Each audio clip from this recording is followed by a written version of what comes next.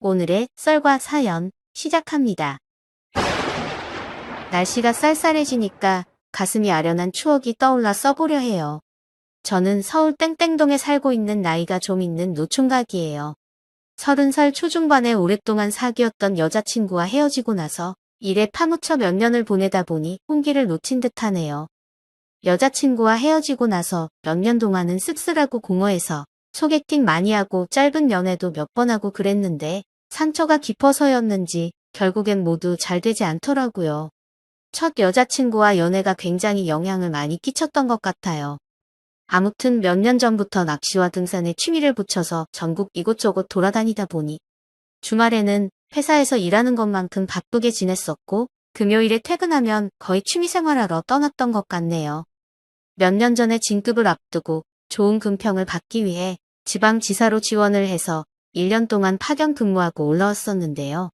나이가 있는데 결혼을 안 해서인지 자신감이 좀 떨어지는 것 같아서 진급만큼은 빨리 하고 싶었거든요. 그렇다고 성격이 이상하거나 외모에 문제가 있는 것은 아니에요. 대인관계가 좋아서 모임이 몇 개 있었고요. 키는 180 가까이 되고 옷 잘 입고 호감 가는 인상이라 여자들한테 대시도 몇 번 받았었네요. 아무튼 연고가 없는 곳으로 배치를 받고 나서 제일 먼저 집을 구하러 다녔고 모아놓은 돈이 그리 많지 않았기 때문에 조금 연식이 있는 아파트에 작은 집을 구해 전세 계약을 하고 곧바로 이사를 했어요. 혼자 살다 보니 짐이랄 것도 없고 냉장고, TV, 책상 정도가 큰 짐이고 나머지는 자잘한 거라 용달차 한 대로 가능했죠. 다음 주 월요일부터 출근하기 위해 토요일에 이사를 했고 용달 기사 아저씨하고 저하고 같이 짐을 옮겼네요. 한참 짐을 옮기고 있으니까 앞집에서 50 초반 정도 돼 보이는 아주머니가 나와서 이사 오는 거냐고 물어봐서 앞으로 잘 부탁드린다고 인사를 하고선 서둘러서 짐을 풀고 저녁 내내 짐을 정리했었네요. 다음날 점심에 마트에 가서 떡을 좀 사와서 윗집, 아랫집, 앞집에 인사를 드렸는데 저녁 즈음에 앞집 아주머니가 김치를 가지고 오셔서 가족은 놔두고 혼자 왔느냐고 물으셔서 그냥 웃으면서 얼버무렸네요. 역시 시골이라 그런지 서울하고는 사뭇 다른 정이 느껴졌는데 지금 같아서는 들어와서 차라도 한잔 하자고 했을 텐데 그때는 당연히 아주머니의 가족들이 있을 거라 생각해서 감사하다고 넋쪽 인사만 하고 맛있게 먹었네요. 이웃이 맘에 들고 동네도 그럭저럭 조용하니 괜찮아서 서울에서 직장생활 할 때와 별반 차이 없이 주말에 취미생활 할 때 빼놓고는 회사와 집만 왔다 갔다 반복하면서 금방 적응을 했어요. 마트에 가거나 운동하러 나갈 때 가끔 앞집 아주머니와 마주쳐 인사를 했는데 다른 가족은 보이지 않더라고요. 제가 8시에 나갔다가 6시 정도 되면 퇴근을 했는데 앞집에는 출퇴근하는 낌새가 보이지도 않았고요. 그제서야 앞집 아주머니도 혼자 사는구나 하고 짐작을 했었는데 주말에 한 번씩 나이 드신 할머니가 하룻밤 지내다 가곤 하시는 것이 아마도 친정엄마가 왔다가 주무시고 가는 것처럼 보이더라고요. 이사하고 나서 한 달 정도 지나고 나서 운동을 다녀오는데 아주머니가 마트에 다녀오셨는지 박스와 비닐봉지를 바리바리 들고 가시길래 인사를 하고선 박스를 들어드렸어요. 마트에 다녀오세요? 제가 박스 들어드릴게요. 아이고 고마워요. 운동 다녀오는 길인가 봐요. 오늘 장을 많이 봐서 짐이 많네요. 제가 문 앞에서 박스를 들고 있는 동안 아주머니가 현관문을 열었고 그 사이 슬쩍 집안을 보니까 집안이 어두컴컴한 것이 확실히 혼자 사는 듯했고 마치 아무도 없는 저의 집을 보는 느낌이더라고요. 들어줘서 고마워요. 이거 세일하길래 많이 샀는데 맛 좀 봐보세요. 하시면서 수입 맥주 2캔과 과자 2봉지를 주셔서 이번에도 넙죽 받고 인사를 하고 집으로 들어왔네요. 이사 온 날은 김치를 받고 이번엔 맥주까지 받다 보니 시골이라 그런지 인심이 좋고 좋은 이웃을 만나서 다행이다라는 생각만 했었지요. 그날은 그렇게 맥주 한 캔 마시면서 하루를 마무리했어요. 회사 일에 파묻혀 바쁜 일상을 보내면서 주말에는 보통 낚시나 등산을 갔는데 가을에 접어들면서 날씨가 쌀쌀해져 주말을 집에서 보내는 경우가 많아졌지만 한동안 아주머니를 보지 못하고 몇 달이 흘렀네요. 날씨가 화창한 주말 어느 날 하루 종일 집에서 영화를 보다가 날이 컴컴해져서 출출하긴 한데 밥 생각이 없어서 집 앞 동네 편의점 바깥 테이블에서 컵라면에다가 소주 한 병을 까서 마시고 있었어요. 식사 안 하고 여기서 라면 먹고 있어요? 앞집 아주머니가 편의점에 볼일 보러 오신 건지 인사를 하면서 편의점에 들어가셨다가 일 보고 나오시더니 편의점 야식 닭발을 테이블에 올려주셨어요. 식사를 하시지 라면을 먹고 있어요? 밥 생각이 없어서 소주 한잔 하고 있어요. 식사하셨어요? 이것도 같이 드세요. 매번 감사하네요. 괜찮으시면 소주 한잔 하시겠어요? 그날 오랜만에 마주치게 된 앞집 아주머니와 가볍게 소주를 마시게 되었는데 나이는 있지만 아직 미혼이라는 것과 시골에 내려온 이유 등과 같은 가벼운 개인사를 얘기하자 아주머니도 개인사를 얘기해 주시더라고요. 아주머니는 마을 외곽 제조공장에 다니셨는데 경기가 어려워져서 오랫동안 다녔던 직장에서 퇴직을 하시고 반년째 쉬면서 구직 활동을 하고 계신다 하셨고 가족 얘기는 하지 않으셔서 굳이 물어보지는 않았어요. 1시간 정도 얘기를 하니 소주 2병이 비워지고 저녁 날씨가 쌀쌀해져서 다음날 출근도 해야 해서 자리를 정리하고 둘이 천천히 걸어 집으로 왔어요. 이날은 아무 일 없이 서로 인사를 하고 각자의 집으로 들어갔네요.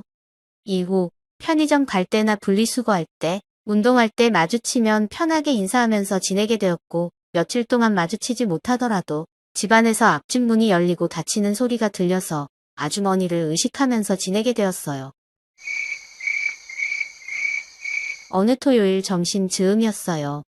아침 일찍 일어나서 아점을 먹고 집안 청소를 하고 누워서 TV를 보고 있는데 초인종이 울려서 내다보니 앞집 아주머니더라고요. 완전히 다른 모습의 아주머니가 예쁘게 꾸미고 차려입으시고 문 앞에 서 계시더라고요. 결혼식장에 가야 하는데 아주머니의 차를 막고 있는 차에 연락처가 없다면서 미안하지만 차 좀 같이 밀어달라 해서 주차장에 가서 차를 밀어드렸네요.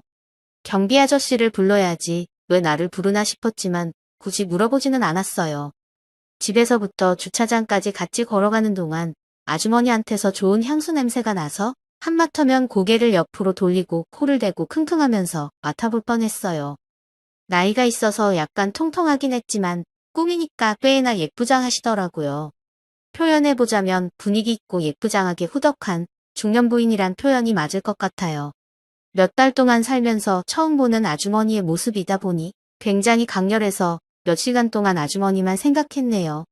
혹시라도 아주머니와 인연이 될 수 있을까와 같은 가능성 없을 듯한 생각까지 하면서 아주머니에게 관심이 생기기 시작했어요. 그날 운동을 다녀와서 꿀잠을 자고 있는데 꿈속에서 초인종 소리가 들려서 잠이 깨고 나가보니 아주머니가 서 계셨고 결혼식장 갔다가 오는 길에 전어회를 사왔는데 혹시 식사 안 했으면 같이 식사하자고 해서 처음으로 아주머니 집에 들어가게 되었네요. 집안은 깔끔했어요. 혼자 사는 게 맞는 것 같았고 정리가 잘 되어 있더라고요. 잠시만 앉아있으라 해서 식탁에 앉아있으니 포장해온 전어회를 먹기 좋게 접시에 담아서 앞에 놓아주었고 소주도 한잔 하실 거죠? 하시면서 소주와 잔도 놓아주셨어요. 전혀 준비 안 된 상태에서 자다 일어나 아주머니 손에 이끌려 얼떨결에 아주머니 집에까지 들어와 어안이 벙벙한 상태였지만 소주 한 잔 받고 이게 무슨 상황인 것인가 생각하면서 한 잔 두 잔을 꿀꺽 넘기게 되었네요. 정신이 없는 시작이었지만 기름진 전어와 술이 들어가자 이내 마음을 가라앉히고 낮에 운전하는데 괜찮았는지 누구의 결혼식이었는지 물어보며 소주를 주거니 받거니 하면서 화기애애한 분위기를 만들어갔습니다. 아는 언니의 딸의 결혼식에 갔는데 속이 안 좋아서 식사를 거의 못했어요. 오는 길에 전어가 보여서 먹고 싶었는데 마침 앞집 아저씨가 생각나서 많이 사왔어요. 낮에 갑작스러운 부탁 미안하고 고마웠어요. 많이 드세요. 하시면서 아주머니는 저에게 소주 한 잔을 또 따라주셨어요. 이것저것 챙겨주시는 아주머니가 왠지 누님처럼 느껴지면서 내일 모레면 40인데도 아주머니가 챙겨주니까 괜시리 어린아이가 돼버린 듯한 기분이 들더라고요. 둘이서 소주를 주거니 받거니 하다 보니 5병을 마셨고 둘은 마치 오래된 친구처럼 편안하게 대화를 이어나갔네요.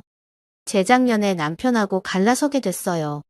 독립해서 살다가 지금은 군생활 중인 아들이 있긴 하지만 혼자 사는 것도 좋더라고요. 저는 결혼하려던 여자친구가 있었는데 헤어졌어요. 그리고 제 이름은 김용석이에요. 말 편하게 하세요. 술이 들어가니까 좀처럼 내비치지 않던 민감한 사생활까지 얘기하게 되더라고요. 아주머니는 결혼식에 다녀와서 옷만 갈아입고 머리와 화장은 그대로여서 낮에 저를 설레이게 했던 그 모습이 그대로 남아 있었고 눈앞에서 왔다 갔다 할 때마다 향수의 향이 은은하게 느껴졌어요. 아주머니는 주량이 엄청나신지 전혀 취한 것 같지가 않더라고요. 저 혼자만 잔뜩 취해서 얼굴이 빨개지고 혀가 살짝 꼬일 듯 말 듯 하면서 제가 좀 많이 취하자. 전어 많이 좀 드세요. 혼자 지내면 잘 먹어야죠. 아주머니가 웃으면서 저의 입에 상추쌈을 넣어주셨어요. 이것이 문제의 발단이었네요. 목만 취했지 마음은 전혀 취하지 않았었거든요. 여자 혼자 사는 집에 초대받아서 둘이 앉아 술을 마시고 입에 음식까지 넣어주는데 어떤 남자가 돌부처처럼 가만히 앉아있을 수 있을까요? 그렇지만 저는 돌부처처럼 얼어붙어서 주는 음식 받아먹고 오물오물 씹기만 했어요. 아주머니는 그런 저의 모습이 귀여우신지 우리 또 소주 한 잔 할까요? 하시면서 웃으셨어요. 잔뜩 취해 얼어붙어 있는 돌부처 같은 모습이 귀여우셨겠지만 꾹 눌러왔던 남자의 본능을 억누를 수는 없었네요. 자리에서 일어나서 아주머니에게 다가가 잠시 바라보다가 아주머니 어깨에 두 손을 올리고 촉촉히 젖어있는 아주머니의 입술을 덮치니까 이글거리는 눈빛으로 쳐다보다가 그대로 받아들였어요. 아주머니의 입에서 느껴지는 차가운 소주의 맛이 굉장히 자극적이었어요. 아무 말도 필요 없었어요. 오래된 연인처럼 서로를 껴안고 영화 속 주인공처럼 서로의 감미로운 맛을 느끼는 시간을 가지면서 한참 동안 입술을 맛보고 나서는 그녀의 방으로 옮겨갔고 그 후로는 격렬하게 서로의 욕망을 분출했네요. 그녀의 목청은 신비로웠어요. 물 마시던 사슴의 가녀린 목소리가 나왔다가 맹수에게 쫓기다가 잡혀버린 얼룩말에 울부짖는 듯한 목소리도 나오더라고요. 긴 시간 동안 저의 모든 열정을 쏟아부었고 아주머니도 욕망을 해소하는 시간을 가지고 나서 우리는 그대로 잠이 들었어요. 다음날 아침 일어나니까 아주머니가 해장국을 끓이고 계시더라고요. 일어났어요? 저는 요리하고 있는 아주머니를 뒤에서 살짝 안았어요. 피곤하지 않으세요? 그날 이후로 저는 아주머니와 많은 시간을 같이 하는 관계가 되었어요. 아주머니 집에서 거의 살다시피 하면서 기나긴 첫 겨울을 보내게 된 거지요. 봄이 되자 본사로의 출장이 잦아지고 바빴지만 빨리 일을 마무리 짓고 아주머니가 있는 집으로 돌아오곤 했어요. 예전 같으면 느긋하게 일 처리하고 하룻밤 자고 내려왔을 텐데 새벽에 갔다가 일 마치고 다음날 새벽에라도 내려오곤 했었지요. 주말에는 아주머니와 등산을 가고 낚시도 가고 하면서 대실에서 뜨거운 시간도 가지면서 행복한 시간을 보냈는데 아주머니는 산을 잘 못하고 낚시할 때는 옆에 앉아만 있었지만 같이 있는 시간이 좋다고 하셨어요. 그렇게 행복한 봄이 가고 여름이 다가오자 본사 복귀하는 시간이 눈앞에 성큼 다가왔고 야속하게도 시간이 쏜살같이 지나가더라고요. 하지만 아주머니와 저는 주어진 시간에 충실하게 하루하루를 보냈어요. 20대 청춘들과 다를 바 없이 말 그대로 불타는 청춘을 보냈어요. 그렇게 서로의 마음을 확인하면서 연애를 하고 있는데 복병은 생각지도 못한 곳에서 뜻하지 않게 찾아오더라고요. 가슴 아픈 사연이라 마저 쓰지 못하지만 아주머니와 저는 아름다운 추억과 아쉬움을 뒤로한 채 각자의 길을 가게 되었어요. 타지에서 1년 동안에 잊을 수 없는 추억을 선물해준 아주머니가 늘 행복하고 잘 살기를 바라는 진심 어린 저의 마음뿐이네요. 날씨가 추워서 그런지 오늘따라 유독 아주머니가 그립네요. 잘 지내시죠? 언젠가 다시 만날 수 있는 날만 기다릴게요.